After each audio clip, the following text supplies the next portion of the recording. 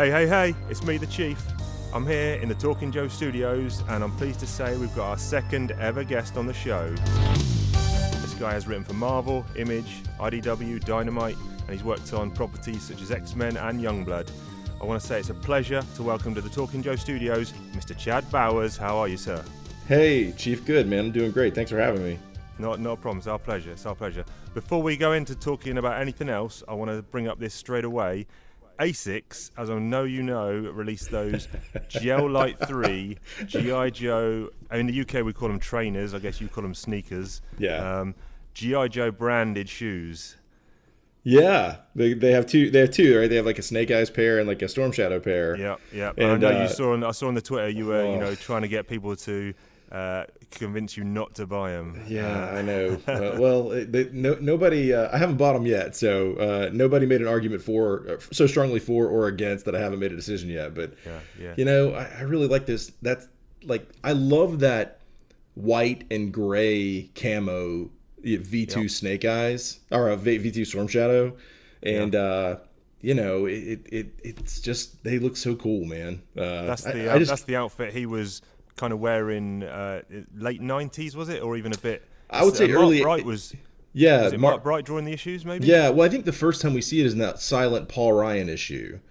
Yes. You know the one I'm talking about? Like I don't know if you guys. I don't think you guys have gotten there on the show yet, but there's like a second silent issue with Storm Shadow and Jinx, and Paul Ryan draws it, and I think that's where that debuts. But yeah, it's the second Storm Shadow. I think it came out in like '88. I think it's part of like whatever wave that is. I mean, those shoes, they got the both pairs have actually got Zartan's face on the sole. I know. The Storm Shadow one's got the little Cobra emblem on the back. Yeah. The Snake Eyes ones have got the I Ching hexagram.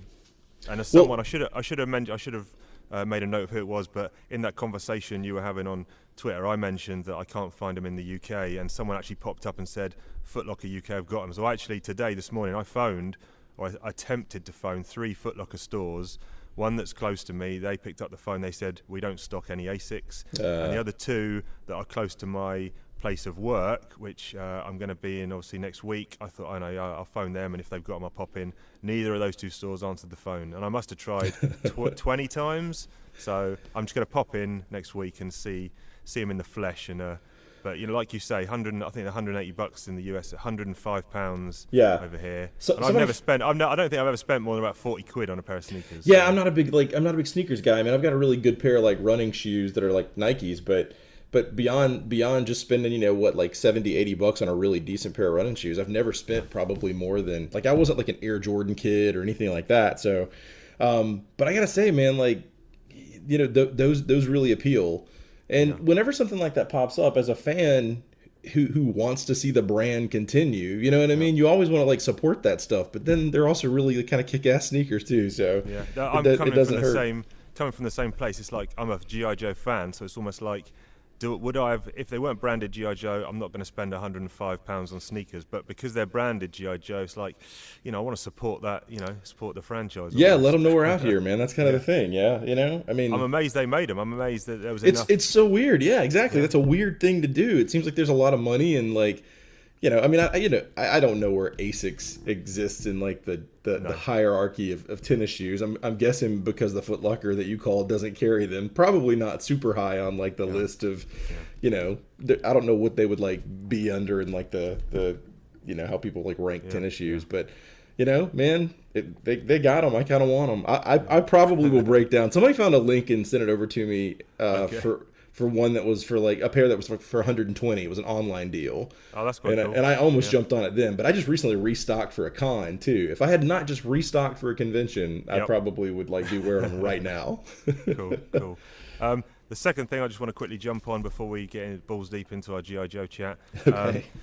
Obviously, you and Chris were working on a Sleepwalker book for Marvel recently. Yeah. And that when that came out, that really kind of hit me because I can vividly remember going into my first comic books, well, not my first comic book store, but when I seriously started collecting, and issue 19, this would have been December 1991, issue 19 of Sleepwalker was out. It had a cardstock cover. You probably know the one. It's got the mask face on it. And perforated edges and eye holes where you could actually cut it out and actually wear this Sleepwalker mask as, I don't know, as a Halloween mask or whatever. I guess, yeah. Yeah, and that was, you know, early cosplay. At that point, I was collecting a lot of kind of street level, a lot of Moon Knight and you know, Darkhawk as well, which obviously you know, you've done, and Sleepwalker and Daredevil and stuff. So, you know, that was like, I can't believe they're revisiting this character's quality. So, yeah, no, and a great book by you guys as well. So hats thank off. you, man. That they you know, Jordan and like, it was just a great book to work on. And Annalise, our editors over there, they let us kind of do whatever we wanted to do on that book, which was really interesting because we were sort of like playing around with a corner of the Infinity Wars stuff that I don't think anybody, you know, really thought about. You know, I don't want to spoil the book. I know I think it just came out in trade like a week or so ago. But, you know, in the book, we get to sort of explore what exists inside the Infinity Stones, which is an idea that I've always thought about when I was a kid. Like, from the first time I read that Jim Starlin, Ron Lim issue where the Surfer goes inside the Soul Stone and meets Adam Warlock. Yep. You know, my immediate thought when the Infinity Gauntlet started was, and I'm sure I'm not the only person that had this idea, but like, what's in the other stones? Like, if you can go inside the Soul Stone, you know, the next step would be to go inside the other ones, and that's kind of what we do with the Sleepwalker book. And they kind of just gave you carte blanche almost to, you know, tell the story you wanted to tell without too much editorial. Or... Yeah, absolutely. No, I'm trying to think if there was really anything in the book that we got to know on. I don't really think there was. We had, so, and I don't know how much I can talk about this, but I'm going to talk about it anyway. We wanted to use a Power Man and Iron Fist amalgamation. I don't know if I call them amalgamations. I guess they're Infinity Warps, right? Yeah, but I guess we wanted to use a Power Man and Iron Fist warp, and we were going to call him, cool. And he was going to be called Iron Man. Right, and so we thought that would be really funny if he was the Invincible Iron Man. And that one, somebody kind of beat us to the Power Man Iron Fist warp. So Jordan actually, I think, came up with the idea of Little Monster, who's the first one. And it was really just the name and the idea that, you know, the Hulk and Ant-Man as a combo. But, you know, he was real cool to let us sort of write that origin, and we sort of try to tie it into as many like Hulk things and, you know, Scott Lang, Hank Pym, Ant-Man things as we could. And I'm really, really happy with the way that issue turned out. Yeah, no, it's a great book. Yeah, cool. Thanks, man. No, it's nice to hear. Let's just talk now about you in the early years. A young Mr. Bowers is at home, you know, kicking around. Comics always in your life, or from a young age, or was it something you got to later? Yeah, pretty much early on. I mean, I guess I probably started reading comics when I was probably, I guess, 8 or 9, you know, and then probably stuck with it. You know, pretty available in grocery stores and supermarkets and drugstores and that kind of thing. I probably didn't go to my first comic store until I was like, I don't know, 14, 15, something like that. Maybe 13. I guess my store, when the boom happened, my little hometown, I'm from a very small town in South Carolina.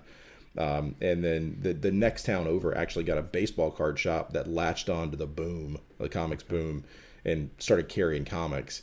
And one summer, that guy asked me if I wanted to be like the in-house guy. So I'm like working basically, you know, for trade credit and a little cash under the table, I guess, at 13, trying to help this guy like get this comic store portion off the ground. Cool. And that's really where it stuck for me. You know, before I was just like a pretty casual reader, but I was dedicated. I mean, I was reading like, you know, Superman on a regular basis. I was reading Hulk on a regular basis. A lot of Valiant books at the time, and some Image stuff at the time. But and obviously G.I. Joe. And, kind of a broad palette. You were never like a Marvel zombie or a DC guy. It was whatever. Yeah, was not really. available. Not really. I mean, I certainly read more Marvel probably than DC if I were to go back and probably take a count. But I was a big fan of Superman. I mean, Superman was like, you know, because at the time there was a weekly, you could get your like Superman fix weekly, you know. Yeah, because it was the triangle numbers, wasn't it? Yeah. This was like shortly just before the triangle numbers. I guess this is right before Man of Steel came out, or right around that time. And so I was full on for Superman right then and there. Yeah. But I was reading X-Men. I started reading the Superman books literally on the death of Superman storyline. So yeah, it probably wasn't too far. You know, when was that? Like that happened in 90. I think that was. I think had Man of Steel issue 18. Yeah, Man of Steel had been around for about a year. I guess it'd been running. The John Byrne stuff had been already, running. So. Yeah, I certainly liked Superman enough to where I'd gone back and bought every single Byrne issue up to that point, and they were pretty cheap at the time, and they're still pretty cheap. But I'd gone back and I remember earliest memories of comics is funny. I don't know what yours is, but I remember getting like the little repurposed, or like I guess bookstores and comic stores could send stuff back, or newsstands could send stuff back, and then they would like repackage those. I don't know if you guys had those. I don't think we did. In the UK, yeah. So what would happen is, like, I guess when you, instead of tearing the covers off of stuff, which would be like the way you return stuff later, you would send stuff back, and I guess they would sell that wholesale, and somebody would package it in like, sort of themed packs of comics, sometimes 3, sometimes 5 packs at a time. And sometimes it would be, comics that had something in common, maybe a couple of issues of X-Men, an issue of X-Factor, and a Wolverine or something like that. Sometimes they'd be just really random. So and they're still single issues, but it's almost like a grab bag kind of. Yeah, exactly, a grab bag. That's perfect. And and they would sell those in like supermarkets, in like the toy aisle where I grew up. And so it was never like, you couldn't follow a single title. I didn't do that until, like I said, I was like 8 or 9.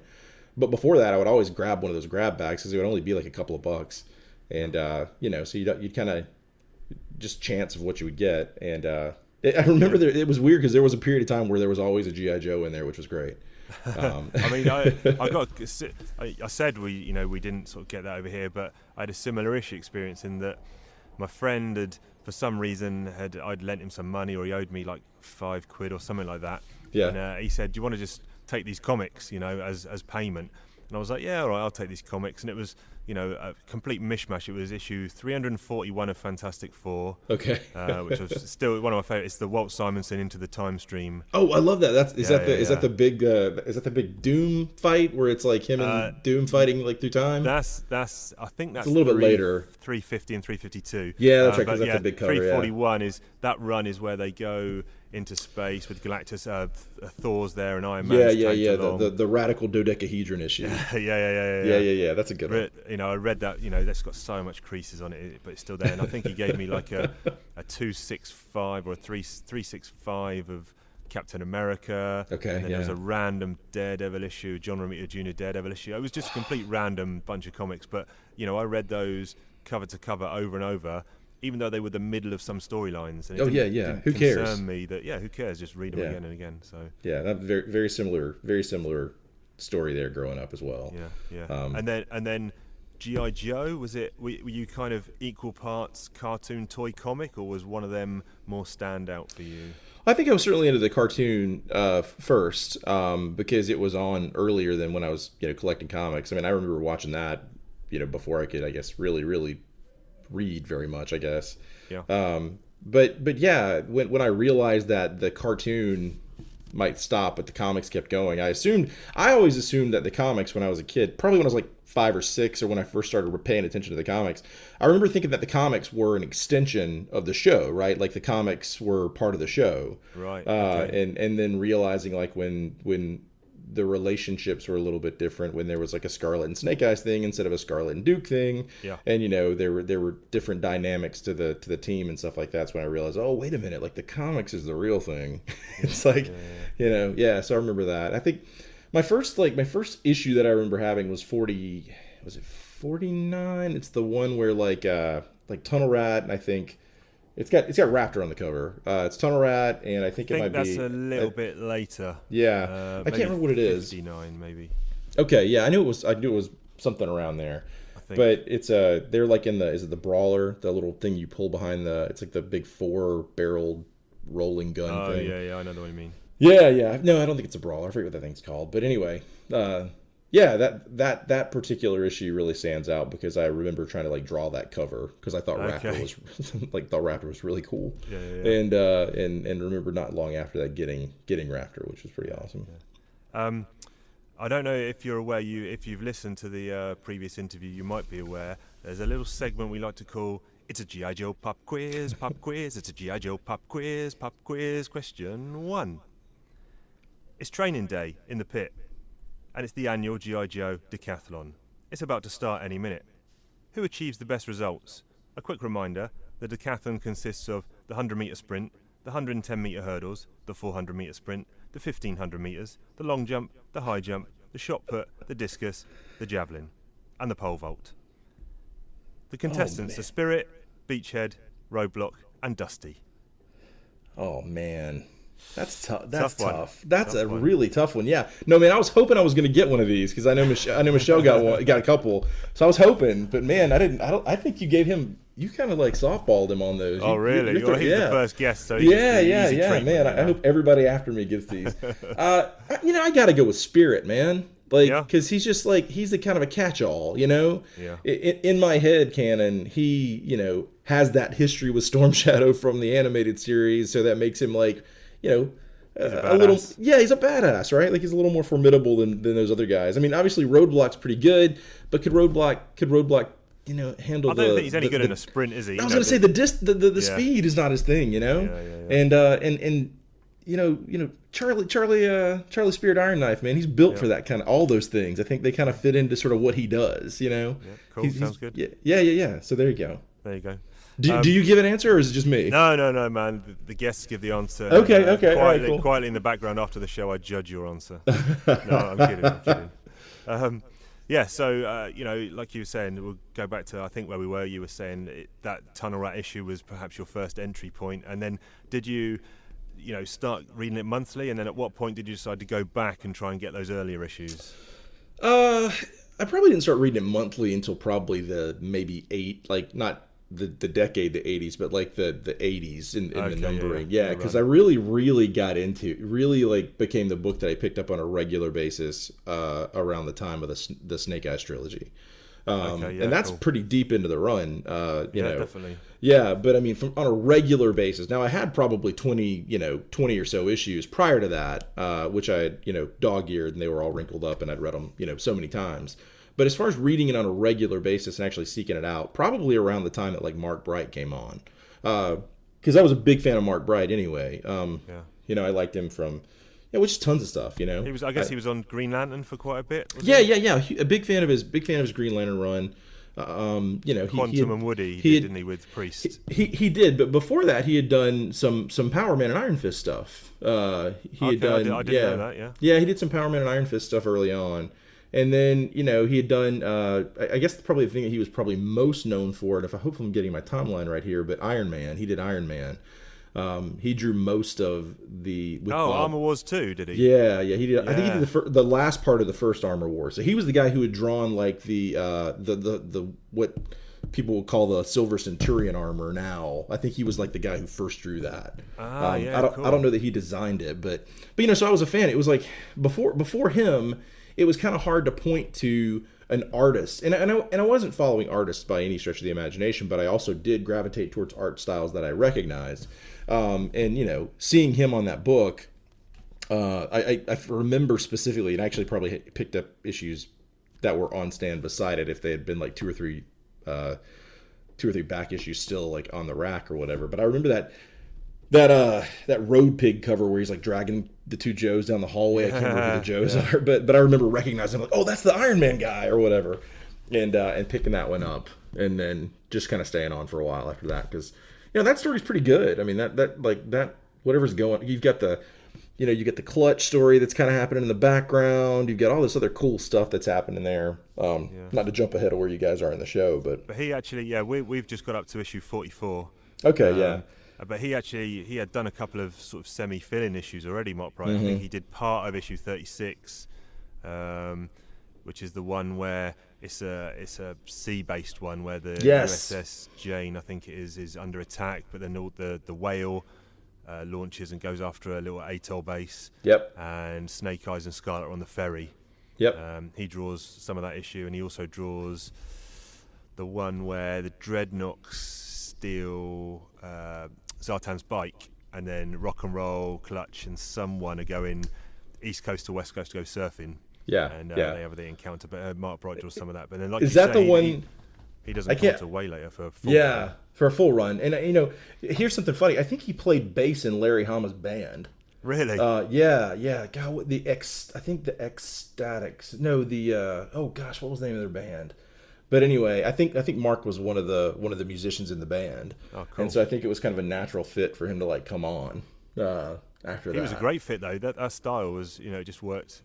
Oh, to this day he's my favorite G.I. Joe artist. Okay. Yeah. And that's not to say that there's not guys that I really hold in high esteem who are in that book, but there's something about his storytelling, and there's something about it's light, you know what I mean, but it's very dynamic. And quite frankly, like it's very violent in a way that I think is sort of like understated by the way he draws. But when you go back and like do a body count of like how many dudes Snake Eyes takes out in those issues, you know, it's pretty heavy stuff. I think in those issues, especially, I don't know who the colorist is. You know, when we review the issues on the show, I like to mention the credits for each issue. But absolutely, I don't know who it is. But it's quite vibrant, and like you say, it's very violent. But the colors kind of don't mute it down. It's almost a little bit playful with it. And it works really well with his art. Yeah, it's an art style that you don't necessarily like. I wouldn't.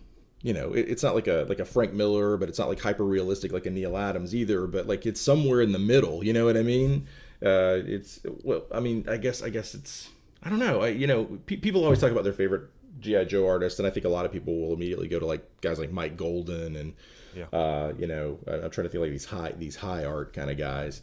But he's always been my favorite. Yeah, definitely. Yeah. And I think I don't want to say underappreciated because I don't know that he's underappreciated, but maybe under the radar a bit. Well, I think because he comes on so late in the run, you know what I mean? And even though he's got a nice stretch of issues there, he doesn't get he's not the first guy. He's not like the Herb Trimpe or the Bob McLeod, who I absolutely adore and love as an artist. You know what I mean? Yeah. But yeah, he just isn't the first guy you think of on G.I. Joe because his credits are on so many other things, and he is such a superhero artist, you know. So yeah, I just always liked him, and I think he has a lot of he's a big reason why I stuck with the book and just kept going after that. You mentioned Herb Trimpe there. We've actually just started the special missions as well. We just done issue 1 on the last episode of the pod, and Trimpe's obviously come back. He did that early run, and his art has kind of, I don't know if he's with a different inkle, but this early stuff was good on the main book, but this first issue of Special Missions is just, really sort of choice stuff. He's phenomenal. Is that the first strike or the strike first? Is that? Yeah, that's the. Is that where the guy Wingfield comes back? I can't remember if that's the first issue of Special Missions. The first one is the one where there's a supposed downed U.S. submarine, and the Joes are disguised as Swedish fishermen. Yes. And the October Guard come in, and then Cobra comes in at the end. It's all a ruse so that the Russian guy can defect, but he kind of adds a little bit more politics to the special mission stuff. Although that is ingrained in the main run as well, but. No, but it's certainly a big part of what happens in special missions. I mean, that's kind of that book's mandate, right? Like to deal with stuff that, that's not Cobra related all the time. Yeah. There's an issue, and I can't remember if it's in Special Missions. I hate to say this because all this stuff is like running together because of these essays that I just finished or whatever. Because in my head I'm trying to figure out if it's Special Missions or if it's Real American Hero. But so is that when you say essays, is that something you're doing for Sierra Muerte? Yes, yeah. Okay, because in the first book, obviously you did the locations. Yeah, and that was actually going to be one of my questions coming up. Have you got? Okay. Are you in numbers 2 and 3? Yeah, I'm done. I'm done with all of it now. Right. But the second issue, I think, comes out at the end of this month, the last week of March, I think, and it's a deep dive into the comics history of Snake Eyes. Oh wow. Yeah, it's kind of the all killer no filler one. It's like, the first one was just kind of something I've always thought about and sort of obsessed over. So I wanted to put that on paper when they gave me an opportunity, and they really gave me no guidelines as to what to do with those essays. I just kind of picked the topics that I was interested in. How did that job come about then? Well, I've talked to IDW and have done a couple things for them in the past, and there was a local convention here that we have here in town. It's called Soda City Con. I live in Columbia, South Carolina. Columbia is shortened to COLA, so Soda City is the name of our local show. And the promoter invited Larry Hama to the show last year and asked if I wanted to run a panel. So I did like this one-on-one, panel with Larry. That was kind of like a whole career spanning panel. And afterwards I ended up hanging out with Larry, and we went to dinner and we spent some time together and just kind of, I tweeted about it and kind of talked about it a little bit here and there. And David Hedgecock, who is a great, he's one of the editors over at IDW. We had been talking about some stuff anyway, and we basically kind of put our heads together, and he wanted to make sure that Sierra Muerte was a big deal because it's a beautiful book. I mean, if you've read the first issue, Yes, it's fantastic. It's great. Yeah, it's great. He just wanted to make sure that that it was full of content. You know what I mean? Like, because Michelle's story is amazing, and he wanted to have like something else to back that up, just a nice back matter piece. And so he asked me to write a couple pieces for that, and I think it's worked out really well. And kind of gave you free choice for what topics you wanted to cover. Yeah. I mean, gave me access to Larry. Larry and I talked. I got to talk to Buzz Dixon a little bit. I got to talk to a lot of great people about the history of G.I. Joe and do some deep dives into stuff that I've always kind of wondered about. Yeah. And I tried to make sure that what I did complemented whatever Michelle was doing in the main story. And so number one is obviously Sierra Muerte. It's an area that's sort of the neighbor country to, or the neighbor nation to Sierra Gordo. Yep. So that's a nice springboard for thinking about other places in the G.I. Joe universe, which is why we focus on the geography there. And then the second issue, there's some Snake Eyes and Storm Shadow stuff that I think you can probably figure out if you read the first one.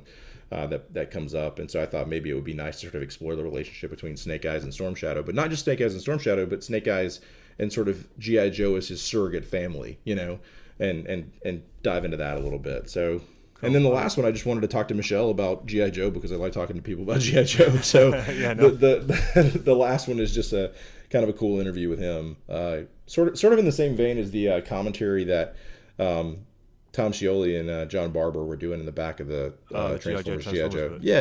Oh, wicked. Yeah, so I kind of want to do the same thing with Michelle. It's kind of a nice overview of the series and sort of how it came to be, and what his focuses were and how he kind of approached it. And that, so yeah, David has been great, giving me the opportunity, and they really did not give me a hey, we want you to cover this in the first one, this in the second one. They just said give us like 3 or 4 ideas, and I gave them like 3 or 4 ideas, and they were like, yeah, you can do any of those. Yeah. So it was pretty easy. It's one of the easiest things that I've ever done in comics, actually. Yeah. Excellent. Cool. It's about that time. It's a G.I. Joe pop quiz. It's a G.I. Joe pop quiz. Question 2. You're walking down the street when you see an 18-wheeler. It's veering off course. It crashes into a tree. Unfortunately, in that tree was a sleeping cat. The cat's now fallen out, hit the ground, and injured himself. Luckily, there are some people on standby to help. Who is best placed to attempt emergency surgery on this injured cat? Is it Raptor? Is it Bazooka? Is it Flash? Or is it Deep Six? Oh, man. That's a toughie. This is a toughie. I mean, man. All right, so I've got Raptor, Bazooka. You got Bazooka, you got Flash, or Deep Six. Oh, man. I'm going to have to go with Raptor. Yeah. He's obvious though, you know what I mean? Like he's the obvious choice. So I feel like there's like a secret like secondary MOS that I'm not thinking about for like Bazooka or like veterinary science or something. I'm gonna call you out on social media. Yeah. Look at this chump. He couldn't even work out the answer to this. Yeah, No, man. There's no right or wrong answer. It's just go with your gut. Yeah. I think it's gotta be Raptor. But would he? Okay, would he do it? You know what I mean? That's the question. Yeah. Would he do it, or is he? Well, hopefully it's a story that will appear in a Joe comic in the not. I'm taking notes right now, man. I'm working it all out. I mean, it's what always amazed me about G.I. Joe was that he kind of had these kind of contemporary lines of like He-Man and Thundercats and Transformers, but none of the Transformers kind of had an 80-issue run in comics, but none of them could match G.I. Joe for its kind of what it did in the comics sphere. Back in the 80s, if you said what was the Thundercats comic or the He-Man comic, there wasn't really one. Right. And yet, because I think it's been mentioned many times that if you launch a comic book based on a toy line, you give it 2 years max before it's cancelled. So Transformers obviously did really well to get to 80. But to get to 155 and then to have a bit of a hiatus, get relaunched from other publishers, and then come back and then still continue that continuity at a different publisher. I know Transformers has had those More Than Meets the Eye and Robots in Disguise book are excellent, but there was a long time where Transformers was naff and duff as well until that relaunched IDW stuff. But it's kind of amazed me always that G.I. Joe, for some reason, in the popular consciousness, if I go to my friends and say, do you remember He-Man? They'll say yes. Do you remember Thundercats? Yes. Do you remember Transformers? If I say, do you remember G.I. Joe? A lot of them will say no. Oh, wow. And it's kind of, I don't know why that is. Maybe that's different across the pond over in the States, but well, I would certainly say, like, in the general, like, consciousness of fandom, G.I. Joe certainly is right in line with those other things. But I bet if outside of, like, I bet people do probably have a more fondness for He-Man than they would for G.I. Joe.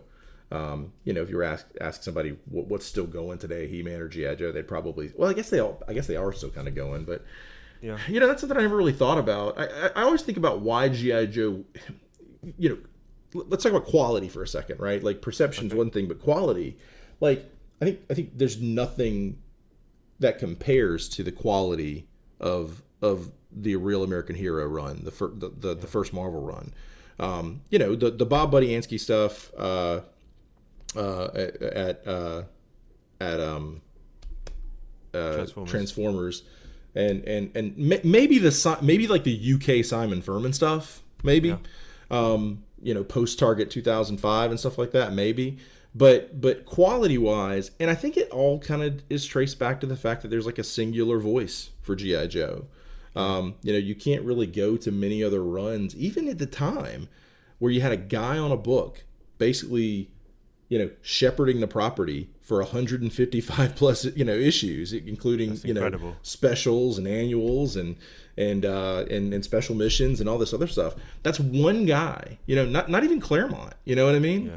And it's like, and the amount of, it's testament to Larry, because the amount of, I don't want to use the word crap as in a derogatory sense, but the amount of, I'm going to say it, the amount of crap that Hasbro's chucked his way, right, and he turned it into actual, gold. He was taking this crazy outlandish characters and vehicles and stuff, but I read it and I don't see it like that. I don't see it as, he's, oh, look at this rubbish he's got to play with. It's just great storytelling. Like you said, that singular vision of what he's like, whatever they give me, I'll just turn it into what I want it to be. Well, I think that's why you see Snake Eyes become such a central figure to the G.I. Joe story. And I talk about this a little bit in the second essay thing that I was telling you about a minute ago. Like because Larry has to have somebody that he can kind of go to like that. And that's why Snake Eyes sort of like, you see the story of Snake Eyes sort of bleed into the story of G.I. Joe. They kind of become the same thing, because Cobra Commander's tied to him, Zartan's tied to him. Like, everybody's sort of tied into that origin of Snake Eyes, and so it's very, all these characters who really don't necessarily on the surface seem like they would have a connection. He kind of has to do that because, every year you get this whole new cast of characters that comes in, and something's got to tie it together, And I think Larry brilliantly makes that part of the story, but is able to sort of tack on little pieces of that every year to a new character or a new figure or a new something that kind of comes through. Yeah. And I think that, I really do think that's why it works. Yeah. Wait a minute, we might have to pause a second. I can hear something over in the distance. It's a G.I. Joe pop quiz. It's a G.I. Joe pop quiz. Question 3. Cobra Commander's had a rough day. Not only have the Joes thwarted his latest plans, but he's been slapped with a massive tax bill. And now his car's got a rear puncture. To cheer himself up, he's popped into town and gone into the local ice cream parlour. What flavour ice cream does he order? Oh, man. See, this is where Raptor would be the right answer. But with the tax bill, right? We know, golly, Cobra Commander's favorite ice cream. He's gotta be like a birthday cake guy. You know what I mean? He's got to be something. Well, I was going to say, I know I don't normally answer, but I was going to put him down as like a pistachio man. Yeah, something like that. Like nothing too outrageous. You know what I mean? Like I think he's gonna be. Yeah. I think he's gonna be very middle road kind of flavor. So yeah, I'm gonna say like birthday cake, pistachio, mint chip, something like that. Just going back to taking up where we were talking about Larry, this singular vision of what he introduced to the series. A lot of people forget that he was also an accomplished artist, editor. letterer, colorist. He actually inker. He actually held down kind of every job that there was to have in the industry, and you don't often see someone kind of showcase all their skills across, a single book or across their careers. So, I mean, what I'm getting to, what happens when he decides to finally hang it up? Well, it's a sad day, I guess, because no one really wants to take on that mantle, do they? I don't know. It feels like sacrilege to say like I do, but I mean, and I think that's why other takes on G.I. Joe are important. I think that's why takes like again, we've referenced it a few times, but to see people who I consider to be auteurs and real sort of visionary creators like Scioli do something like Transformers versus G.I. Joe, or to see Michelle sort of explore that, but not necessarily step on Larry's toes. Because I do think it's important for Larry to sort of be the first and last word on G.I. Joe in some way. At the same time, no, go on. No, you go ahead. What were you gonna say? I was going to say it kind of mirrors a situation in the UK publication 2000 AD, where you've got Judge Dredd, I guess, right? Yeah, well, John Wagner, he's been writing Judge Dredd since 1977. Right. 42 years, and every now and again he takes a little break. Other guys come in and write the character, which is kind of, Michelle coming in and writing a bit, or IDW coming in and writing other G.I. Joe stuff. And then, although Larry's the ever-present, always there, but then John Wagner comes back, and even now, the books that are coming out in this past few weeks, this Judge Dredd stories, it's like, this is some of the best work he's ever done. At the age of 70, and written the character for 42 years. It's like, wow, when these guys at the top of their game. Oh, no, it shows. It's you got to tip your cap to them and I think say, this is a massive achievement. It's very much the same with Larry. He writes the characters like nobody else, because I think he has the experience of dealing with the complexities of that book. Anybody else working on that book, the natural tendency is to streamline it, right? To pick like your top 5 Joes, or your top, a rotating cast, but like have a central cast, But he doesn't do that. Even now, he doesn't do that. You know what I mean?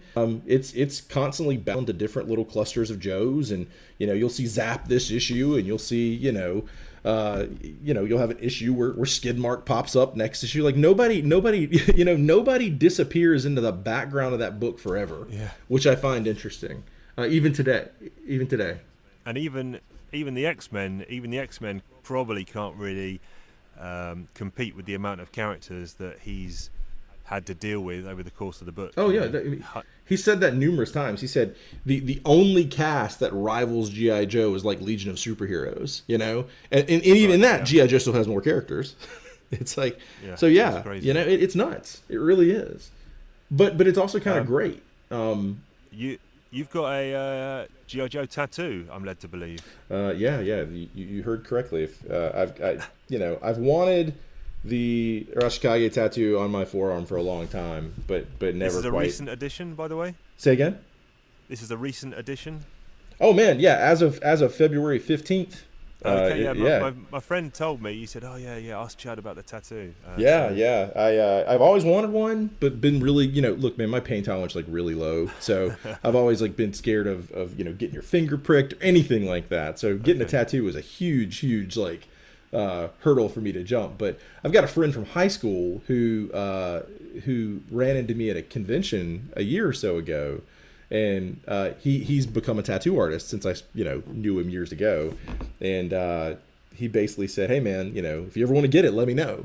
And I hit a milestone birthday a few weeks ago, and I was like, you know what, let's do it. It's a fairly inexpensive midlife crisis, so let's do it. And man, I love it. I'm very excited about it. How was the pain? Because I've not got any tattoos or anything. Honestly, it wasn't that bad. Okay. It's more of like an annoyance. A buddy of mine described it as like it took about 2 hours to do this, maybe an hour and a half to do it. And a buddy of mine described it as like an hour and a half bee sting, and I think that's about right. But it certainly like opened my eyes when he first started, but by the time we were done with it, it was fine. Cool. And what's next? The Cobra symbol, or Man, what people say about when you get one, you want another one immediately. Like that's really true for me. I certainly really? almost told him, I was like, man, just go to the left shoulder and like give me the Cobra symbol. But I didn't. Don't do anything stupid like get Zartan's face on your back or something like that. Well, that's good. That's a good one.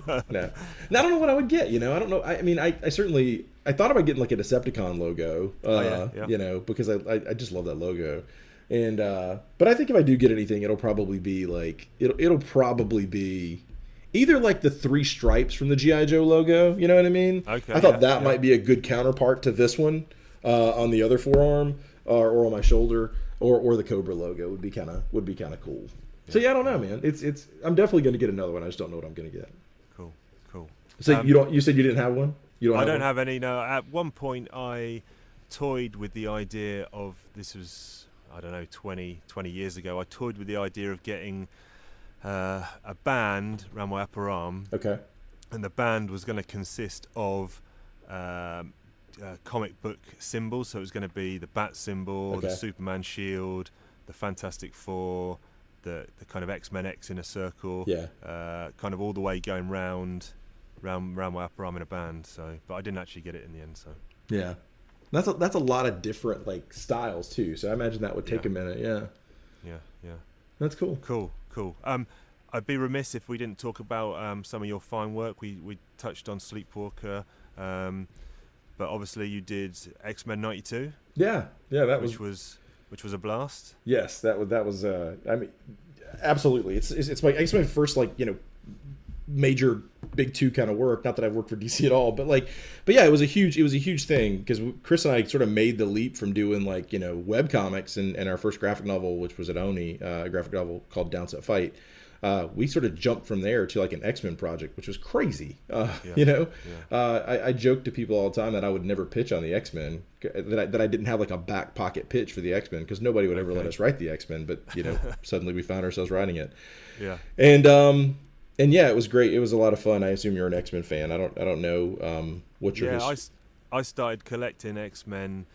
Well, my favourite era was that kind of 90s run where you had John Romita Jr. on Uncanny. Okay, yeah. And the start of that relaunch, was it 1990? No, when was 1991? 91, yeah. 91 was when the Adjectives X-Men came out, the Mutant Genesis issues. Yes. Yeah, and then the animated series was not long after that. And I preferred I got them both, and I've got a full run from the number 1 all the way up to when it finished 275, whatever it was, and I got a full run from Uncanny as well, the same time period right up till it relaunched. And I think those Scott Lobdell issues were my favourite with John Romita Jr. and then when Joe Mad came on. Oh yeah, those are a blast. Yeah, that's kind of my sweet spot for X-Men too. Even though I guess I probably started a little bit earlier. I think maybe my first issue was like right after Inferno, and then I read up to the big launch, and then was all in on all the books. So I was Uncanny, Agilus X-Men, X Factor, Excalibur when Alan Davis came back, all that stuff. Was there about 6 or 7? I think it was 7 in total. There was because I want to say 7 because I remember Age of Apocalypse being 28 issues. Yeah, and that would be right. Which would have been 4 months of 7 issues apiece. Yeah, and of course there's 4 issues apiece of the 7 bookends titles. too. Yeah, and the bookends on top. Yeah. Let's see, because there's Uncanny, there's X-Force, there's X-Men, there's X Factor, there's Generation X. And there's, what am I leaving? I feel like I'm leaving out a book. And I guess what was Gambit in the externals before it? That would have been, wow, what was that? That would have been X-Force. Because Wolverine became X. Wolverine became Weapon X. That's another one. Wolverine. Yeah, and I guess Gambit in the externals would have been because the externals was the subplot in X-Force. So yeah. Honestly, I've never thought about that book. And like what that book was supposed to be. Here's the thing. Here's my secret X-Men shame. I'm actually not a big Age of Apocalypse fan. Okay. It sort of lost me around that point. I was still way into comics, obviously, but I for whatever reason I kind of jumped off the X-Men at that point. probably because of the sheer volume that that I felt like I had to read every book. But I really feel like I probably leaned into DC a little bit harder right around that same time. Is when I started picking up probably Flash more regularly and that kind of stuff. I was at the Mark Waid run. Yeah, sure is. Yeah, I've got a full run of that as well. What a great comic. I probably wouldn't. Yeah, I probably wouldn't be writing comics if it wasn't for that Mark Waid run. Really? Yeah. Oh, I love that book. But he's still cranking out the goods right now. I mean, he is, man. Daredevil was a couple of years ago, but I mean, what's he on at? I can't even think what he's on at the moment. Well, he's writing Doctor Strange. He's writing Doctor Strange. Oh yeah, now. Doctor Strange, of course. Yeah. And I feel like there's another book that I'm forgetting that he's working on. He did a little run on Captain America as well before. Yeah, before Ta-Nehisi Coates came back or came on. But yeah, no, his Daredevil run from a few years ago. You know, he's another one of those guys that disappears for a little while, is always kind of working, but kind of does some sort of like under the radar work, and then we'll come back and do like the best run of something. I haven't checked it out, but he did a mini series for Aftershock. I can't think what it was called. Captain. No, he did it with no. Are you sure it's not Captain Kidd? Because he did it with Tom. Captain? I think he did it with Tom Pyre, right? I think they were working on that together. Yeah, and but like you say, that's the kind of thing he's doing.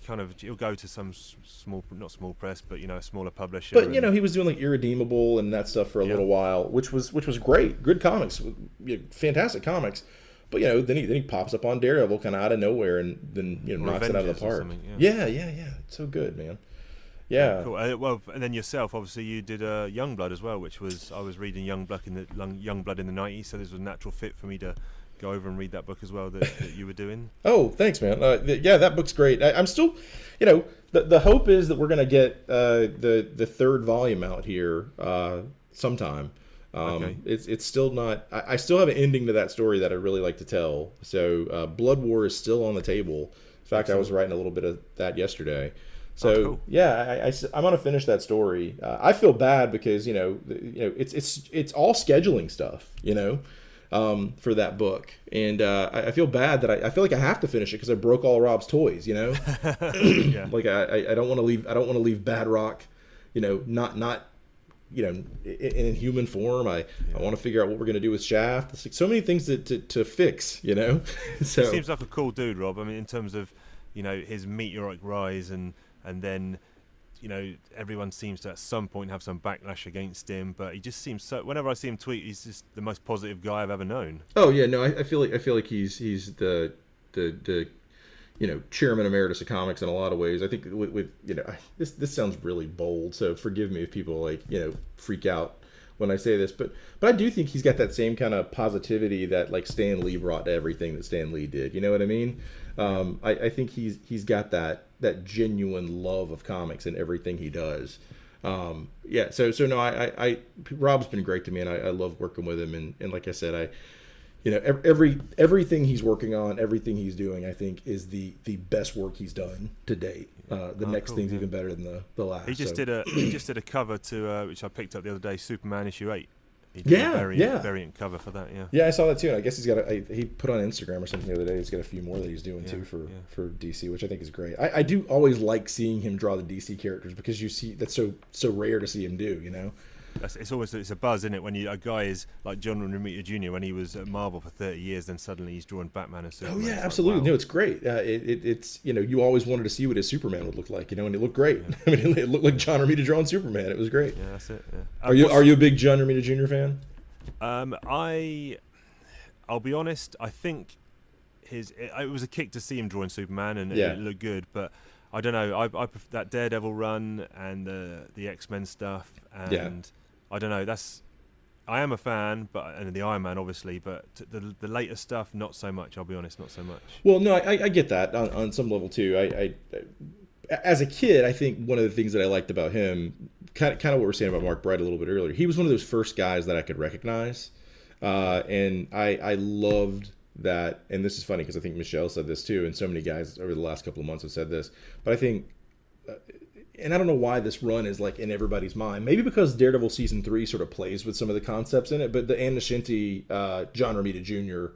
run of Daredevil is one of my all-time favorite runs of comics, and it was one of those books that I did pick up on a regular basis, probably one of the first ones that I was picking up on a regular basis when I was a kid.